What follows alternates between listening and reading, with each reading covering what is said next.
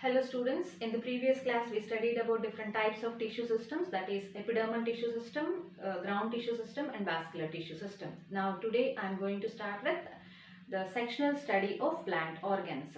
In this class I am going to start with the sectional study of plant organs, that is both dicot and monocot root, stem and leaves. Okay, and in this class I am going to start with the sectional study, that is transverse section of root. Transverse section of root, that is both dicot and monocot root, is almost similar but with some differences. So with this transverse section I will be explaining about the transverse section of both dicot and monocot root, and wherever differences are there I will be giving the differences between dicot and monocot root, right? Okay, so in the transverse section of dicot root, it consists of three regions. They are epidermis, cortex and stele. Okay, so epidermis is the outermost covering of all the plant organs that we already studied in the previous video, right? So it is the outermost covering of root in both dicot and monocot roots, which is single layer, and this epidermis is followed by cortex, and this cortex is divided into three regions. They are exodermis, then general cortex, I am writing it as GC, and endodermis. So this exodermis is present in which is the outermost region of cortex, is present in most of the monocots and very few dicots. But general cortex and endodermis are present in all dicot and monocot roots, right? Stele includes pericycle, vascular tissues and pith. What are vascular tissues? Xylem and phloem, complex tissues, and pith. Okay, let's study all these parts, all these layers of this root one by one in detail. Okay, epidermis. So this is the epidermis, which is the outermost covering of plant organs. This epidermis is single layered and it is made up of thin walled parenchymatous cells.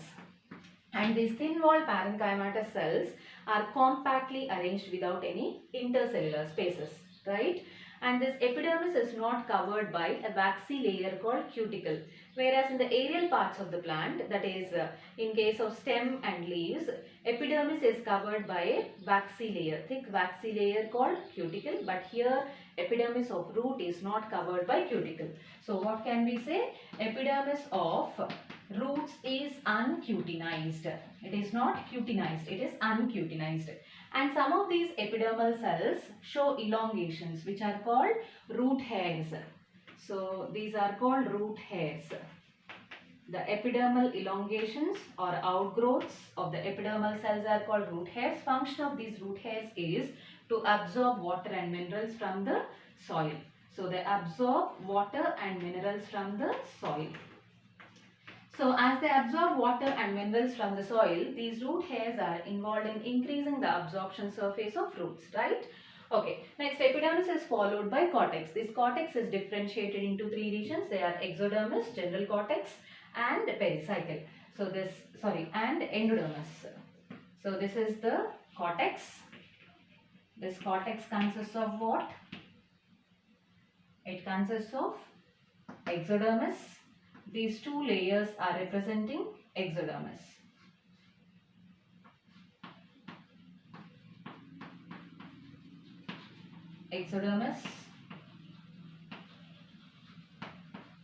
And these layers are representing from here to here, representing general cortex,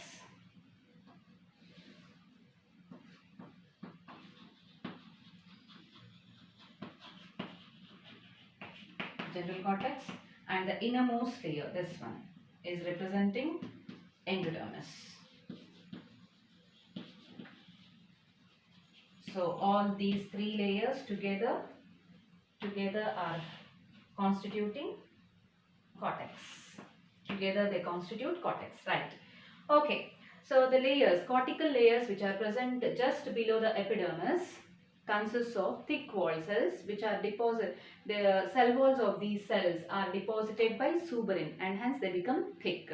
So these suberized layers of cortex which is very few layered, 2 to 3 layered, is called as exodermis. So these two layers together are representing exodermis, and this exodermis is present in most of the monocots and very few dicots, right? And this exodermis is followed by general cortex. General cortex is again made of thin walled parenchymatous cells, and it is multi-layered, and it is involved in the storage of food, general cortex. And the innermost layer of cortex is endodermis, right? So cortex, this is the outermost part of the cortex, and this is representing the middle part, that is general cortex, and innermost part, innermost layer of the cortex is represented by endodermis. Now this endodermis is single layered, it is single layered, and it is made up of barrel shaped thick walled cells. Barrel shaped thick walled cells. So the cells of this endodermis are barrel shaped, and these cells are thick walled cells. Thick walled cells, and the thickenings which are present in the cell walls of these endodermal cells are made of lignin and suberin. Suberin and lignin. So these thickenings are made of mostly by suberin, and minor component of this thickenings is lignin. The major component of thickenings is suberin, and minor component of thickenings is lignin, right? And these thickenings are in the form of bands or strips over the radial walls and even over the tangential walls. Let's say this is endodermal cell, okay? So these walls, side walls, are called radial walls, and these walls, upper and lower walls, these are called tangential walls. So now these these thickenings, cell wall thickenings, are present on the walls of these endodermal cells. What type of walls? On the radial walls and even on the tangential walls in the form of strips or bands. So these thickenings are present on both radial and tangential walls of endodermal cells in the form of strips or bands. Okay, so on both the radial and tangential walls in the form of strips or bands, right? Okay, these strips, the presence of these strips or bands is observed by a scientist named Caspera. Hence these strips are called as Casparian strips. The strips are called as Casparian strips. So due to the presence of these Casparian strips, endodermal cells are impervious to water exchange. That means they does not allow the entry of water into them, and they does not allow the exit of water out of them, out of the endodermal cells. Then how this water which is coming from the peripheral side of the root enters into internal part of the root, that is into xylem. How it enters means some of the cells present in this endodermis, most of the cells are with Casparian strips, but some of the cells which are present in this endodermis are without Casparian strips. So these cells which are present in endodermis without Casparian strips are called as passage cells. These are called passage cells. Passage cells which are without Casparian strips. That means the cell walls of these passage cells present in endodermis are thin walled, right? These passage cells help in the movement of water, through which water enters into endodermis and then into pericycle and then enters into protoxylem. Remember one point here, passage cells present in the endodermis are exactly opposite, that is near to the protoxylem element, so that water which is absorbed by the root hairs enters into epidermal cells, and from epidermal cells water is passing through cortical cells or through the intercellular spaces of these cortical cells and reaches the endodermis. After reaching the endodermis, water is directed towards the passage cells, and water enters into passage cells. From passage cell, water enters into pericycle. From pericycle, water enters into protoxylem.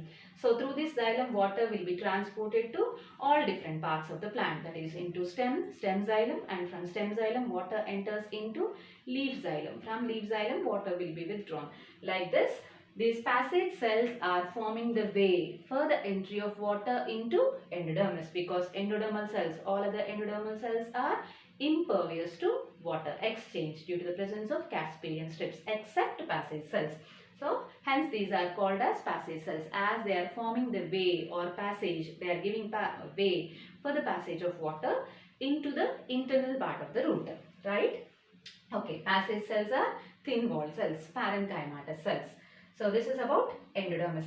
And one more point here, endodermis is the checkpoint where the plant can check the type of ions that enter into its body and the quantity of mineral ions that enter into its body along with water, right? So endodermis is the checkpoint. I just repeat, endodermis is the checkpoint where the plant checks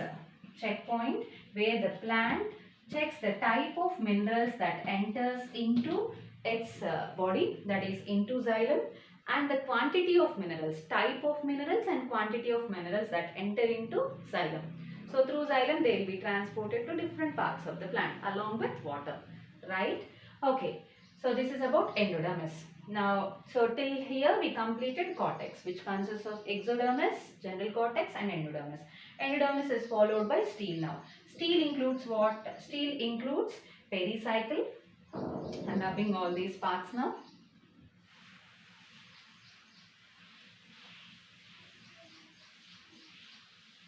Now stele includes pericycle, which is present just below the endodermis.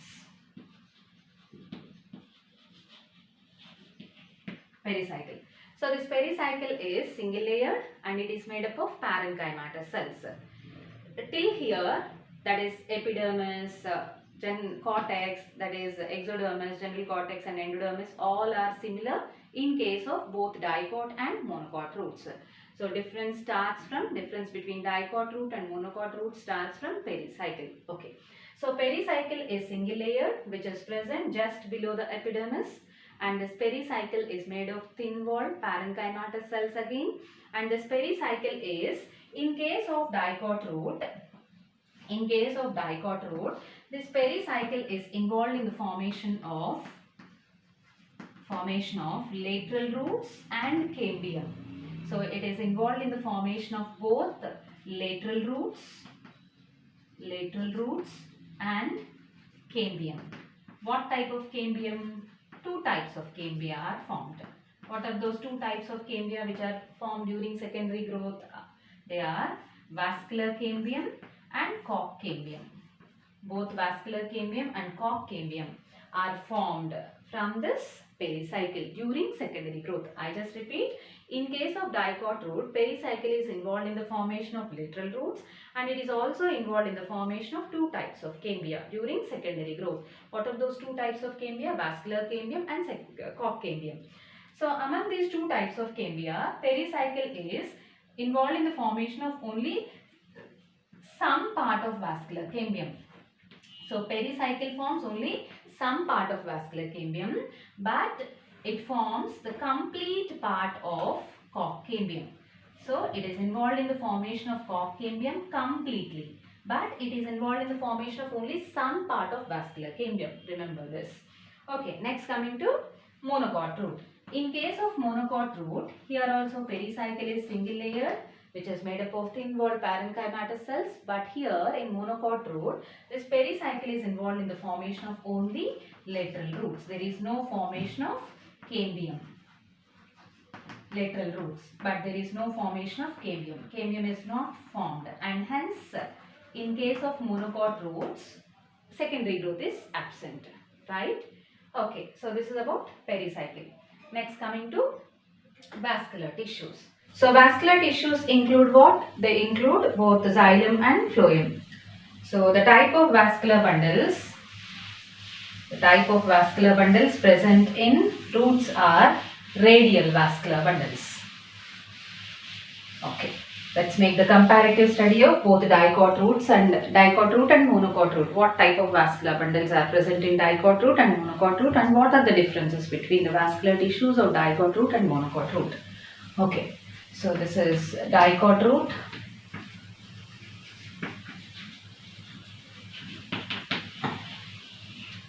monocot root.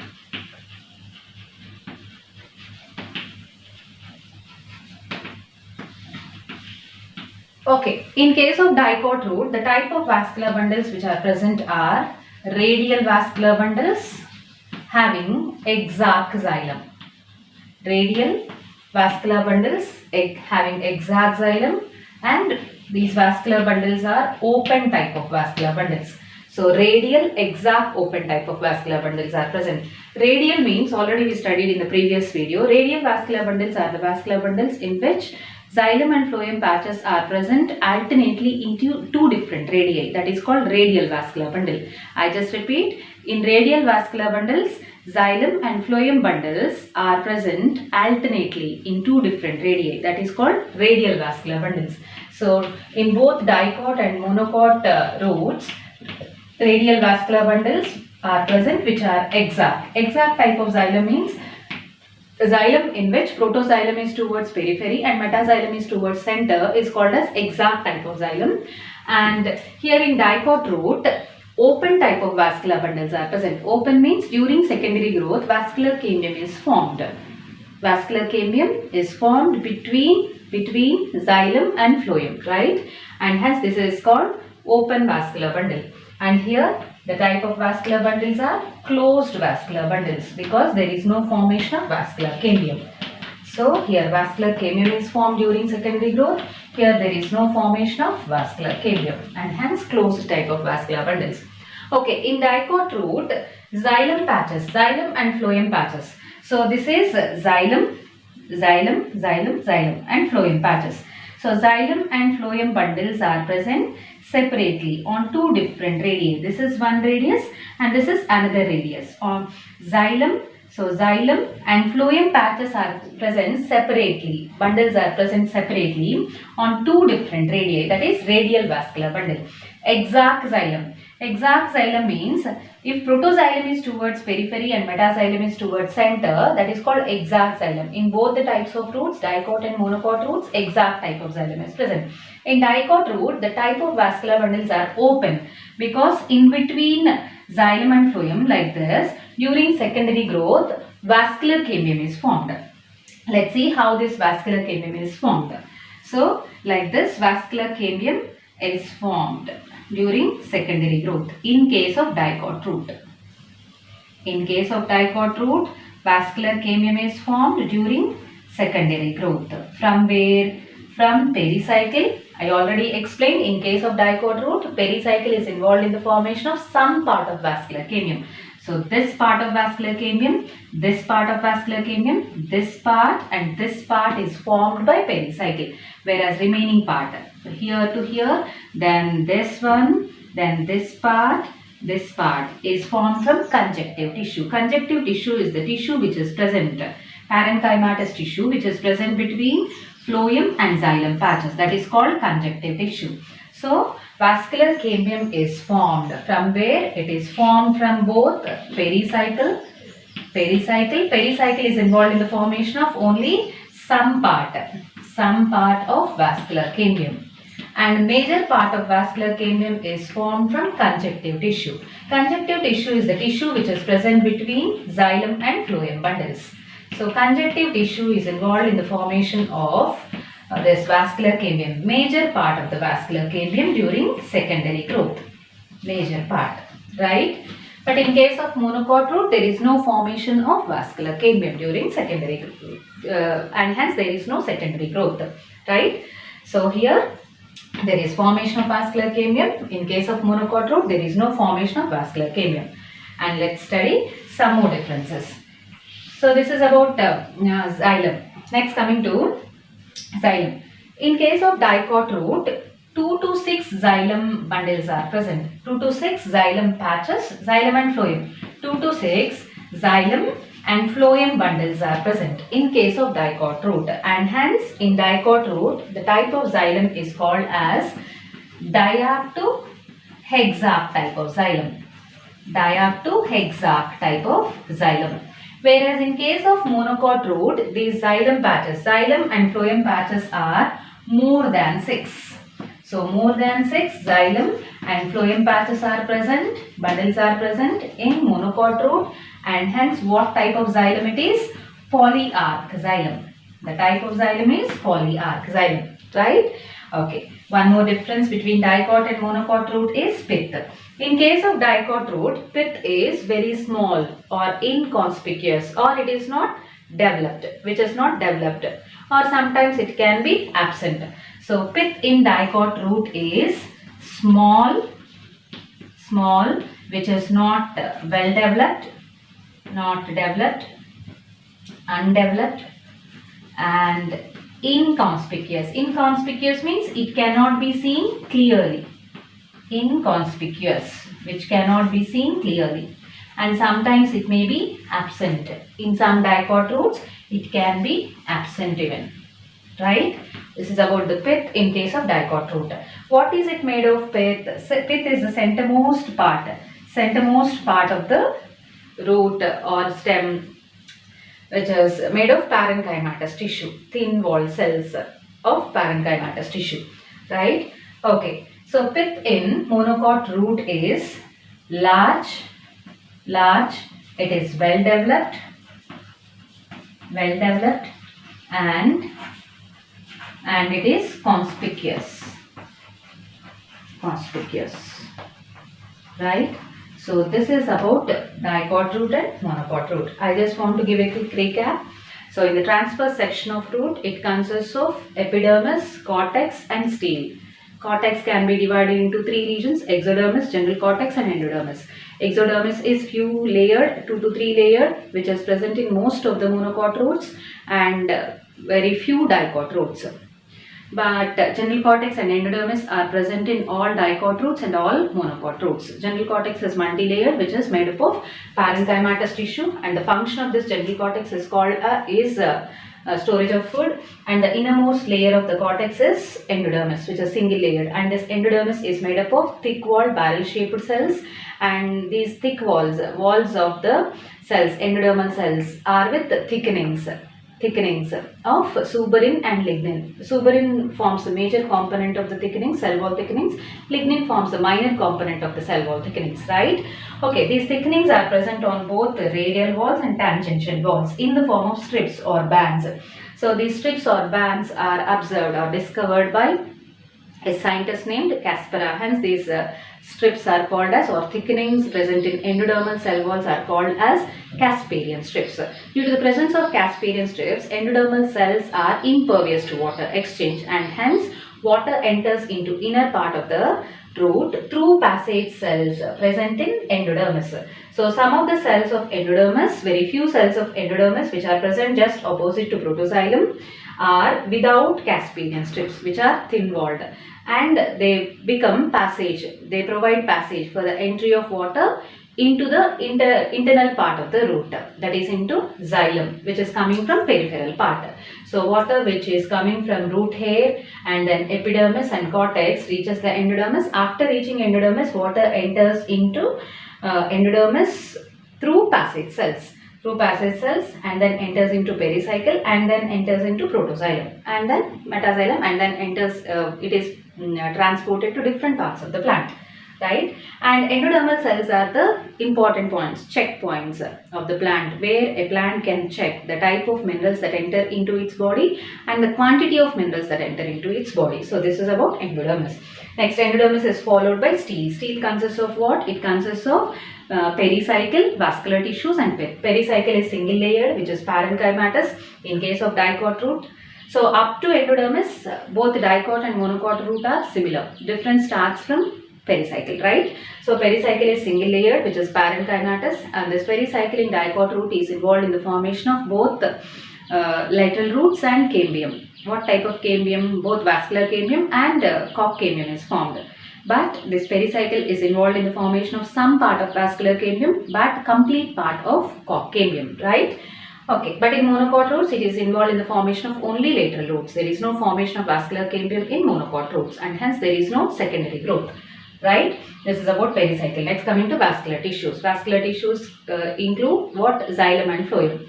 So what type of vascular bundles are present in both the roots? Radial type of vascular bundles are present. Radial means in this type of vascular bundles, both the xylem and phloem.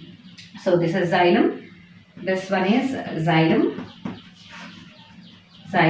this is phloem. So both the xylem and phloem patches are, or bundles are, present separately in two different radii. Hence they are called radial vascular bundles. And these vascular bundles are consist of exact type of xylem. Exact type of xylem is a xylem in which protoxylem is towards periphery, but metaxylem is towards center. That is called exact type of xylem. And open type of vascular bundles, because vascular cambium is formed between xylem and phloem during secondary growth. Okay, and this vascular cambium is formed by both pericycle and conjunctive tissue. Conjunctive tissue is the parenchymatous tissue which is present between xylem and phloem, which is involved in the formation of vascular cambium. Most of the part of vascular cambium, major part of the vascular cambium during secondary growth, but pericycle is involved in the formation of a very little part of the vascular cambium during secondary growth. This part, this part, this part and this part. Whereas conjunctive tissue is involved in the formation of this part, right? This one and this one. So this is about pericycle and dicot root and monocot root. Next coming to, this is about vascular tissues. Next coming to xylem and phloem. So here, how many xylem and phloem patches are present in dicot root? 2 to 6 xylem and phloem patches are present. And hence, what type of xylem we call in dicot roots? Diarct to hexarch type of xylem. In case of monocot roots, more than 6 xylem and phloem bundles or patches are present. And in case of monocot root, we call it as polyarch type of xylem, right? And coming to pith. Pith is the centermost tissue present in root, which is formed by parenchymatous tissue, which this parenchymatous tissue is made of thin walled parenchymatous cells, right? And this pith is very small, which is not developed, well developed, and it can be called as inconspicuous pith, which cannot be seen clearly in case of dicot root. And in some dicot roots, pith is completely absent. Next coming to monocot root. In case of monocot root, pith is large, it is well developed and it is conspicuous, which is again made up of parenchymatous tissue, which is with thin walled parenchymatous cells, right? So this is all about both dicot root and monocot root, and in the next video I'll be explaining about stem, that is dicot stem and monocot stem. Hope you understood this concept. Thank you, students.